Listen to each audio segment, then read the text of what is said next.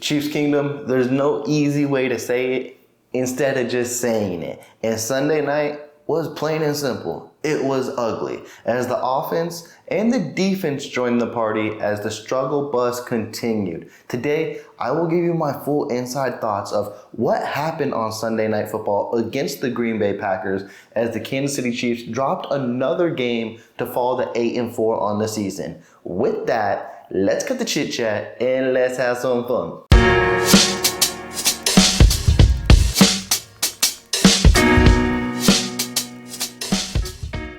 It's crazy what 1 week can do. Literally coming off of the Las Vegas Raiders, the Chiefs had an impressive victory, winning that game 31-17, and it looked like their offense was back to life, and Chiefs Kingdom was in full belief that this was their time to make a run, and they were going to be an unstoppable force to be reckoned with throughout the rest of the season and be that number 1 seed all over again. Now you rewind to last Sunday, and man, it looked bad. The offense went back to struggling, and the defense joined the party as they allowed the most points they have this season. And honestly, they didn't do a lot to stop the Green Bay Packers at all, which surprised everybody. But before we get into pinpointing what went wrong with the offense or what went wrong with the defense, on both sides of the ball, that wasn't the most alarming thing that caught my eye. So let's get right into that right now, because a lot of people, they're nitpicking on social media, and it's been the same kind of issues that you can try to focus on that they've been trying to zone in on throughout the whole season, whether it be wide receiving core drop passes, whether it be Matt Nagy, whether it be the defense is finally what we thought they were going to be and they're regressing and they're falling apart. Honestly, none of that to me is a concern, because that can be easily fixed with just a momentum swing, and they are looking like our Kansas City Chiefs. The main concern that caught my eye on Sunday Night Football, and honestly, it's been something I haven't seen throughout the whole season, is the perception this team is giving the whole NFL fan base. And maybe I'm just thinking too much into it when I read the sideline and when I look at everyone.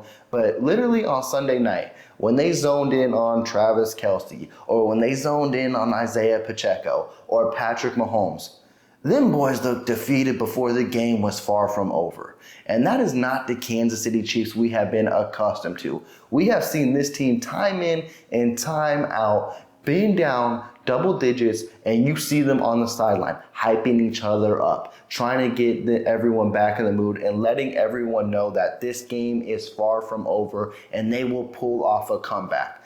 Literally, the image that sticks in my head is the cameras just kept going in on Travis Kelce. And the main purpose for it was probably because Taylor Swift was in the crowd, so the media is going to do what they did there. But every time they zoned in on him, he looked like he didn't want to be in the game, and he looked disinterested, and he looked like, man, we're out of this. And then same with Pacheco. And Pacheco had a great game, and honestly, I wish we would have gave him the ball more in the fourth quarter, because it could have been a different game.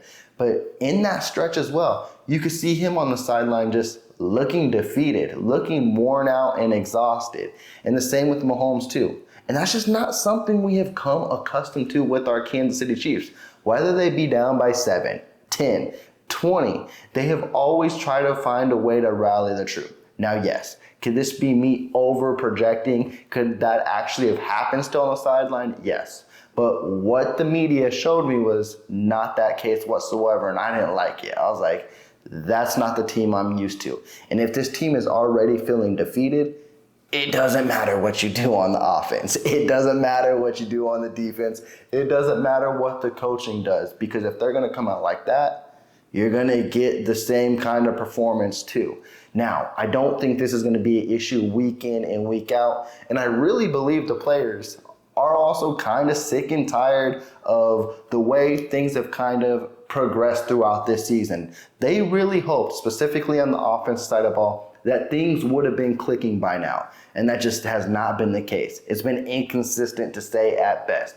And you can see it. They're just like, damn, well, what's going on here? Why aren't we the Kansas City Chiefs that we used to be? Why aren't we firing on all cylinders? Why aren't we this well-machined offense? And then that's where I will transition to coaching. And you guys hear me say it time in and time out.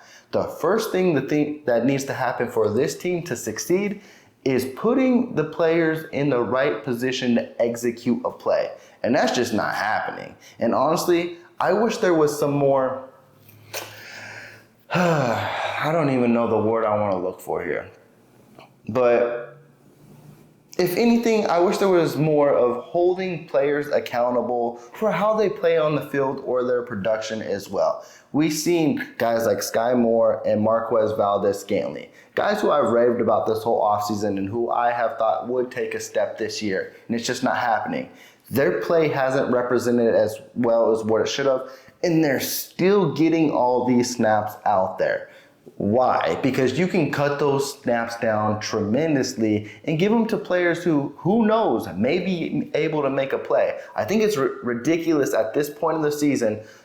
Also, I don't know if he's dealing with injuries or not, but Kadarius Toney should be on the field way more often than what he already has been. Richie James' snap count should go up if MVS and Sky Moore are continuing to play like this. And Rashee Rice, his snap count is going up, but man, it needs to be higher than what it already is. He's playing 70% of the snaps.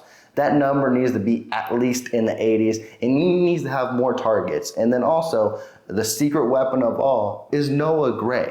And if you just stick with a core set of guys and move forward, this offense can look good. The issue that keeps kicking the Chiefs' ass time in and time out is all these moving pieces across the board.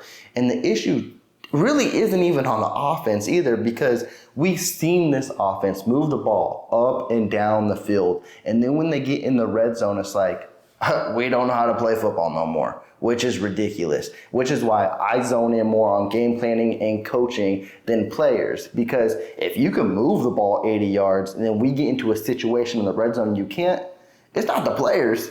It's the coaching not putting him in the right position to score points.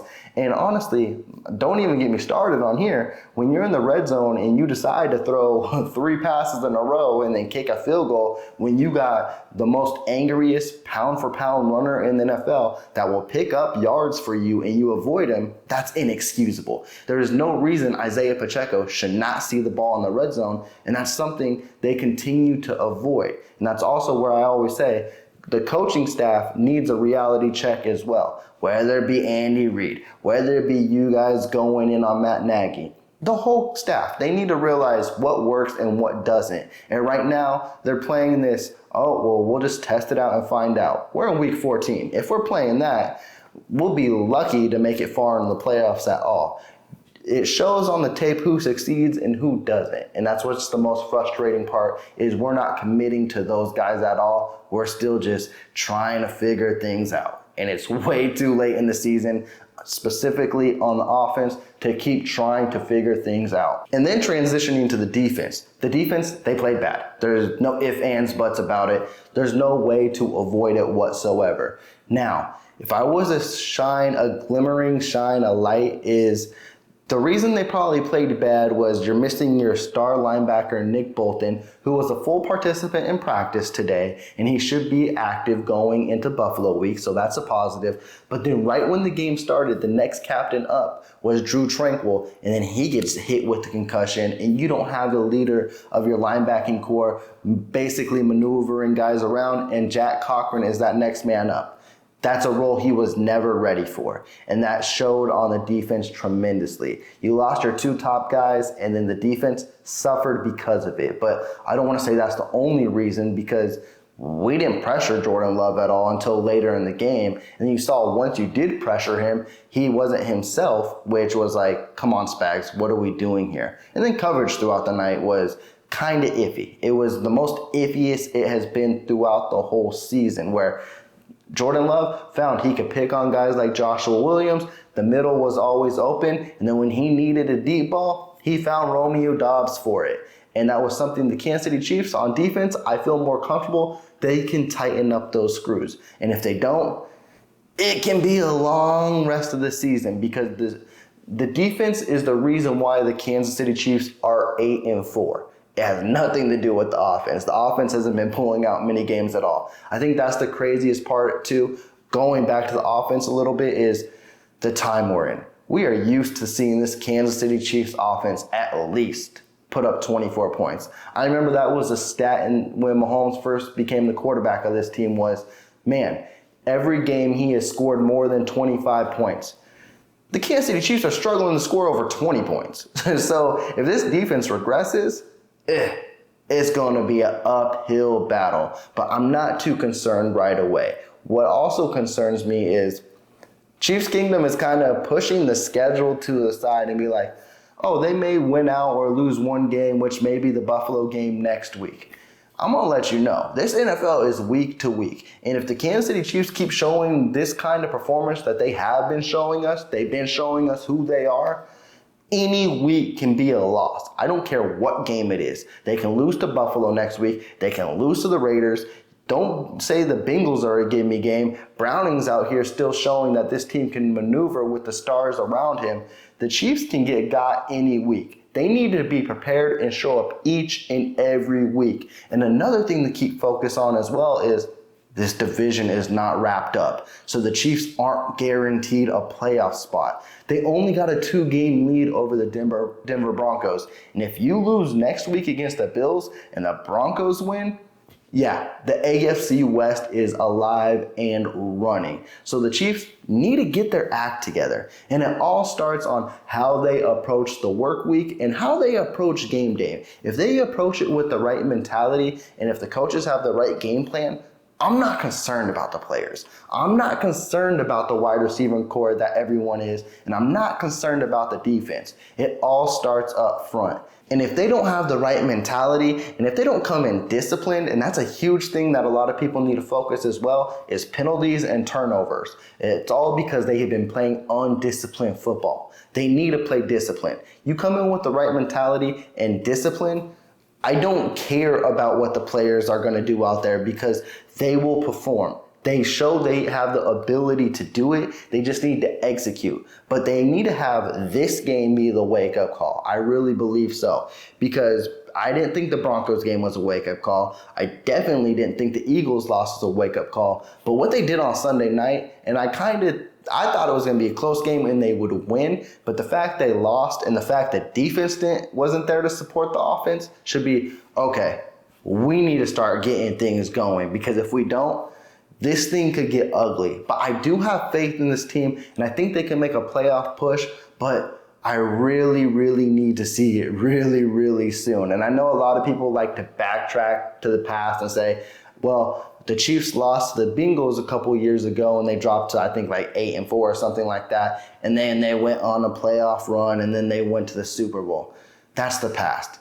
Each and every year is a new year. And what I've seen in this so far is this is probably the biggest struggle in the Mahomes era for this offense that has lasted this long. So I don't know if it will get corrected, but a few minor tweaks, a few key focuses, which is the running game and getting the set wide receivers you need out there, could change things and could be good moving forward.